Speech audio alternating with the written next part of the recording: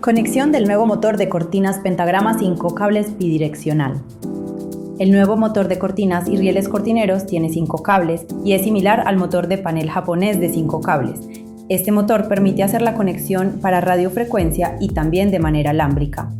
Este motor tiene dos ventajas importantes respecto a la versión anterior.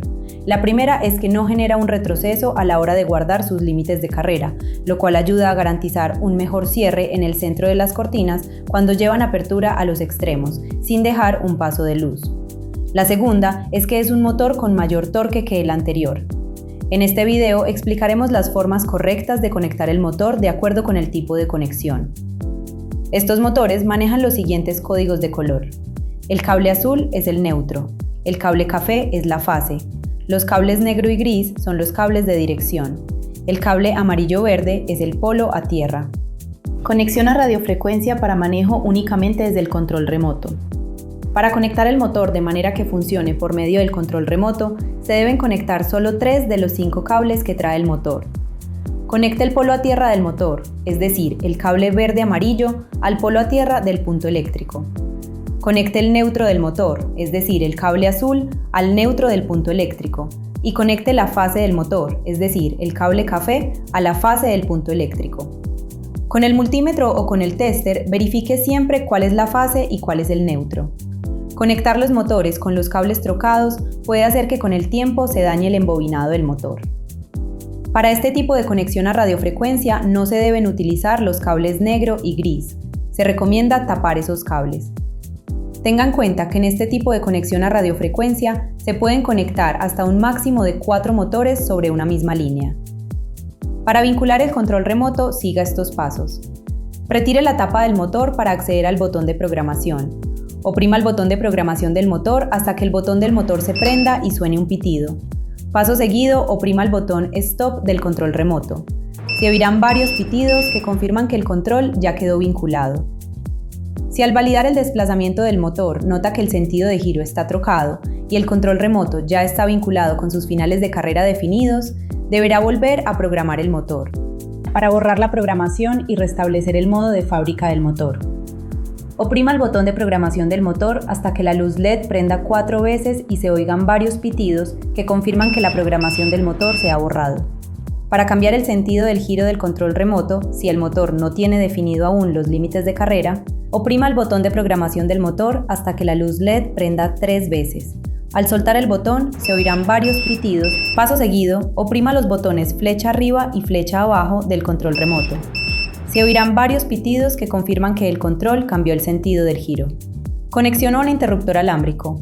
Los interruptores vienen en 2 versiones, sencillo para un motor y doble para 2 motores. Por ningún motivo se debe conectar más de un motor a un interruptor sencillo o más de 2 motores a un interruptor doble. Así se deben conectar al interruptor sencillo. Recuerde también que siempre que haga una conexión de un motor, debe verificar el voltaje con un multímetro. Los cables de dirección del motor, es decir, el cable negro y el cable gris, se conectan de manera independiente a los terminales del interruptor. El polo a tierra del motor, es decir, el cable verde-amarillo, se conecta empalmado con el polo a tierra del punto eléctrico sobre el terminal del interruptor. Y lo mismo con el neutro del motor, es decir, el cable azul, se conecta empalmado con el neutro del punto eléctrico sobre el terminal del interruptor. El interruptor debe estar conectado a la fase del punto eléctrico, y en caso tal que se quiere manejar el motor tanto desde el interruptor alámbrico como desde el control remoto, se debe conectar la fase del punto eléctrico empalmada con la fase del motor, es decir, con el cable café sobre el terminal del interruptor. Si solo se quiere manejar desde el interruptor alámbrico, no se conecta la fase del motor, es decir, no se conecta el cable café. En este caso, se debe tapar este cable.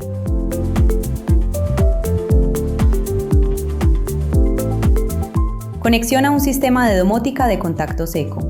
Si el motor se va a conectar a un sistema de automatización de contacto seco, se conecta el neutro del motor, es decir, el cable azul, al neutro del punto eléctrico, y el polo a tierra del motor, es decir, el cable verde-amarillo, al polo a tierra del punto eléctrico.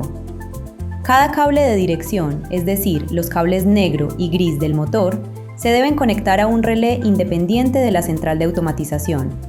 No se deben conectar los dos cables de dirección a un solo relé, ni se deben conectar dos motores alámbricos en paralelo a un mismo relé.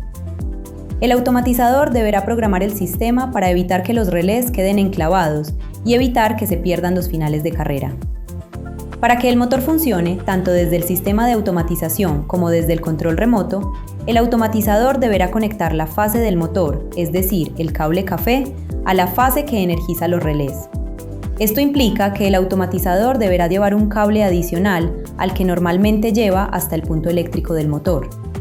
Recuerde que en la acometida no se deben utilizar cables dúplex o cables muy delgados, calibre 18 o superior, porque el motor podrá funcionar de manera incorrecta. Se pueden usar cables encauchados de 3x12, 3x14 o 3x16.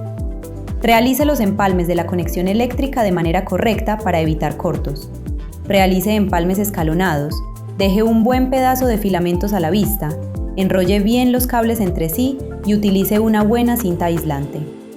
Siempre compruebe el funcionamiento del polo a tierra, verificando que entre el polo a tierra y el neutro no mida más de 1 voltio, y no deje nunca de conectarlo, ya que si no se conecta el polo a tierra, se corre el riesgo de que el motor se dañe, en cuyo caso se invalida la garantía.